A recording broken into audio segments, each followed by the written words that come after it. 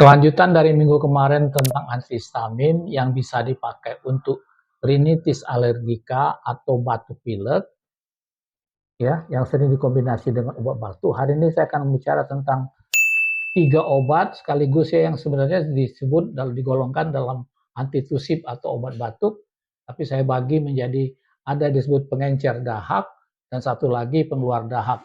Pengencer dahak kita sebut mukolitik, pengeluar dahak kita sebut ekspektoran. Ini obat-obat batuk dulu ya sebagai pendahuluannya. Nah, yang mana yang dimaksud obat batuk? Yang pertama adalah dextrometorphan ya, merupakan suatu analog kodein dari levorfanol. Mekanisme kerjanya menekan pusat batuk di medula, medula gitu ya. Farmakokinetiknya itu diabsorpsi baik di saluran cerna, biasanya diberikan per oral baik dalam bentuk tablet ataupun sirup ya, cara kerjanya cepat 15 sampai 30 menit dan biasanya dipakai untuk batuk non produktif, batuk karena bahan iritan ya. Batuk karena bahan iritan.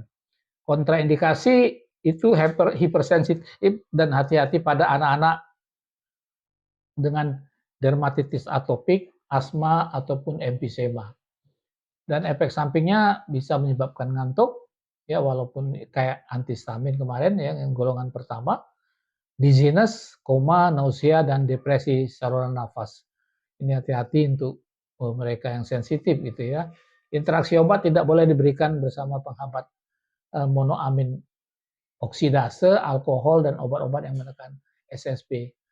Kemasannya dalam bentuk sirup dan lozenges ya. Itu kebanyakan. Bisa juga dalam bentuk tablet. Nah, yang kedua ini kodein ya. Nah, dextrometorphan dan kodein ini tolong diingat untuk para mahasiswa, teman sejawat ataupun masyarakat umumnya, insan kesehatan yang kritis harus dengan resep ya kedua obat ini ya. Karena dianggap apalagi kodein dianggap golongan narkotik gitu ya, walaupun bukan termasuk ya. Dosis yang ini mekanisme kerja dengan menekan pusat batuk di medula ya. Obat ini bisa juga dipakai sebagai analgesik kalau dosisnya diturunkan gitu. Jadi biasanya dipakai 10 sampai 20 mg yang dipakai per hari ya. Farmakokinetiknya absorpsinya baik di saluran cerna ya. Waktu paru 2,9 jam dan diekskresikan dalam bentuk utuh 15%. Nah, ini indikasi batuk karena iritasi bahan kimia atau iritasi mekanik saluran nafas dan nyeri ya dipakai untuk nyeri bisa dipakai. Nah, tolong diingat untuk insan kesehatan yang kritis bahwa obat ini kalau bisa yang terakhir aja dipakai ya karena biasanya obat ini menyebabkan juga ketergantungan ya kalau sudah dikasih obat ini biasanya dengan obat batuk yang lainnya kurang efektif atau kurang nyaman gitu ya. Kontraindikasi hipersensitif dan bayi prematur serta hati-hati pada wanita hamil. Kalau efek sampingnya minimal nausea, nek gitu ya, nausea itu nek, muntah gitu, ngantuk, pusing, bisa juga depresi pernapasan dan takikardia serta hipotensi. Kalau interaksi obat, depresi pernapasan bila meningkat bila diberi bersama alkohol dan opioid lain. Nah, pengertian alkohol itu hati-hati ya tentang semua bentuk sirup ya, karena bentuk sirup rata-rata zat penghantarnya adalah alkohol. Gitu. Ada sediaan kodein sulfat dalam bentuk tablet, ada yang fosfat dalam bentuk injeksi. Ya, contoh lain meperidin, levorpanol dan polkodin gitu ya. Nah, selanjutnya kita masuk ke obat-obat pengencer dahak. Mukolinik ini yang paling banyak ya. Terutama waktu kasus COVID kemarin yang banyak dipakai adalah bisolfon. Itu termasuk golongan bromhexin. Nanti kita bicara ke situ ya. Yang pertama adalah acetilcysteine. Ini sekarang lebih populer dipakai untuk antidotum acetaminophen atau untuk anti racun paracetamol yang diberikan secara drip atau infus itu ya. Mekanisme kerjanya bekerja langsung terhadap ikatan disulfid dengan mukoprotein dan menurunkan viskositas mukus. Jadi aktivitas mukolitiknya meningkat dengan peningkatan pH gitu ya. Dan waktu parunya sekitar 6 jam lebih. Ini untuk asma, kegunaannya asma, emfisema, bronkitis, tuberkulosis, TB ini ya. Kemudian antidotum acetaminophen yang saya ngomong tadi ya. Jadi untuk mereka yang keracunan paracetamol atau acetaminophen. Kontraindikasi hipersensitif efek samping stomatitis, mual muntah, bronkokonstriksi, hipertensi. Kemasannya, bentuk sediaannya ada dalam bentuk nebulizer, sirup, dan tablet. Yang baru Ambroxol dan Endostin ya. Ini nanti kita bicarakan ke selanjutnya. Yang kedua adalah Bronhexin HCl yang paling terkenal itu dengan nama dagang Bisolfon ya, waktu kasus COVID kemarin paling laku, paling keras gitu ya. Dan ini biasanya dikombinasi dengan guaifenesin ya. Jadi tidak hanya sebagai pengencer dahak tapi untuk mengeluarkan dahak. Itu ya mekanisme kerjanya, bekerja langsung terhadap ikatan disulfid dengan mikoprotein dan menurunkan viskositas mukus.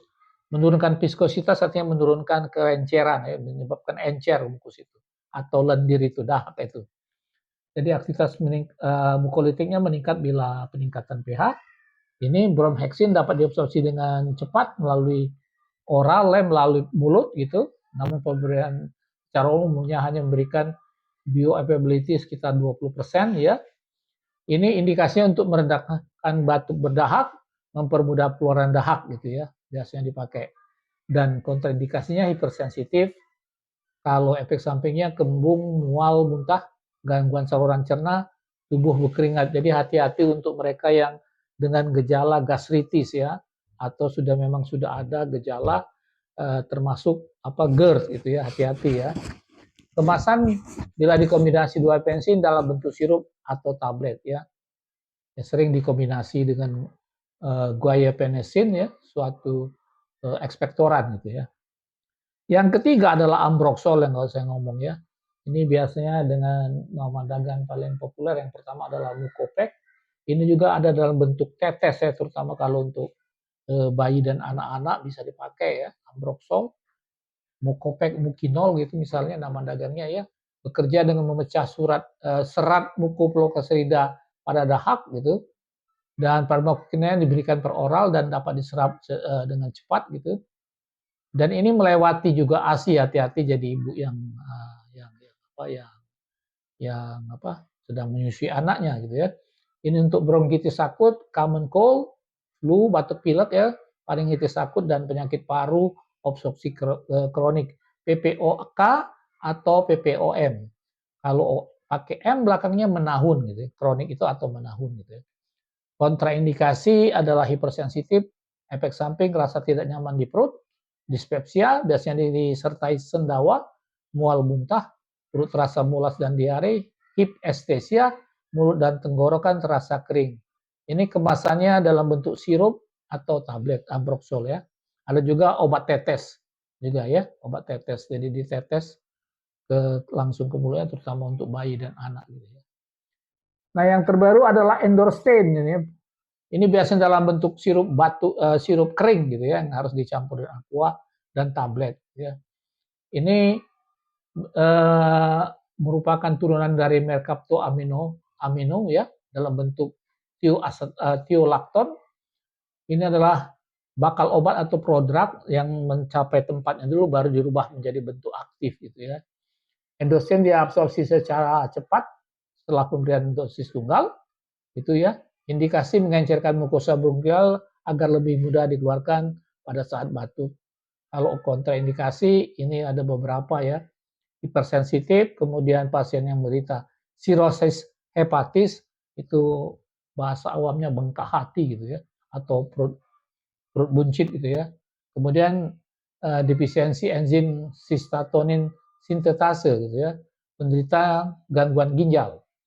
Kemudian kalau efek samping, tidak ada efek samping yang dilaporkan ya, yang secara baik pada sistem pencernaan ataupun sistemik. Jika terjadi efek samping, hubungi segera dokternya ya.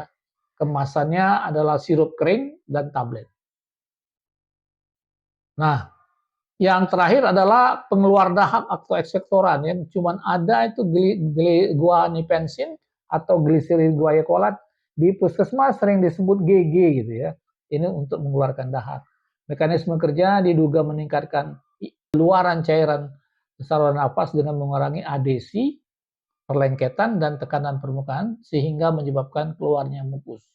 Ya, farmakokinetiknya segera diabsorpsi di saluran cerna dalam waktu 1 jam.